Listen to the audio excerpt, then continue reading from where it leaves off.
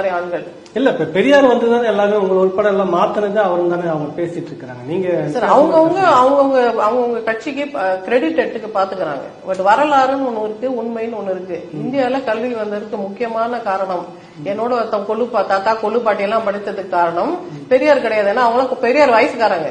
அப்ப பெரியாருக்கு முன்னாடியே கல்வி வந்தது. எப்படி வந்தது? அப்ப ரெட்டைமலை சீனிவாசன் போய் காலேஜ்ல படிச்சாரு. யாரு கட்டின காலேஜ்? பிரிட்டிஷ் கட்டின காலேஜ் தானே. அப்ப பிரிட்டிஷ் எதற்காக இங்க வந்து காலேஜ் கட்டினாங்க? நமக்கு வந்து கல்வி கற்று தர வேண்டிய அவசியம் அவங்களுக்கு என்ன? அவங்களுக்கு அவசியமே இல்ல. அவங்களுக்கு ஒரே ஒரு விஷயம் தான், எல்லா மனிதரும் சமம்னு அவங்க உண்மையில நினைச்சாங்க. எல்லா பிரிட்டிஷும் நினைக்கல. பிரிட்டிஷ்ல சில பேர் அப்படி நினைச்சான். எல்லா மனிதரும் சமம், எல்லாருக்கும் ஒரே விதமா கல்வி இருக்கணும் அப்படின்னு நினைச்சதுனாலதான் இங்கே படிச்சுட்டு மோகன்தாஸ் கரம்சந்த் காந்தி எப்படி போய் யூரோப்ல படிச்சாரு. இங்கதான் மெட்ரிகுலேஷன் வாங்கினாரு. அந்த மெட்ரிகுலேஷனுக்கு எப்படி யூஎஸ்ல யூகேல எல்லாம் அவங்களுக்கு கிரெடிட்ஸ் கொடுத்தாங்கன்னா அந்த காலத்துல இன்டர்நேஷனல் எஜுகேஷன் அவங்க கொடுத்திருந்தாங்க. எப்படி இங்க படிச்ச அம்பேத்கர் போய் கொலம்பியா யூனிவர்சிட்டியில படிச்சாரு. இங்க இருக்கிற டிகிரிக்கு அங்க வேல்யூ இருந்தது. யாரு உருவாக்குனது இந்த சிஸ்டம்? பிரிட்டிஷ் உருவாக்குன சிஸ்டம். எதற்காக உருவாக்குனாங்க? சுயநலத்துக்காக உருவாக்கல. பாத்தீங்களா, கல்வி நாங்க உங்களுக்கு போட்ட பிச்சை அப்படின்னு அவங்க சொல்லல.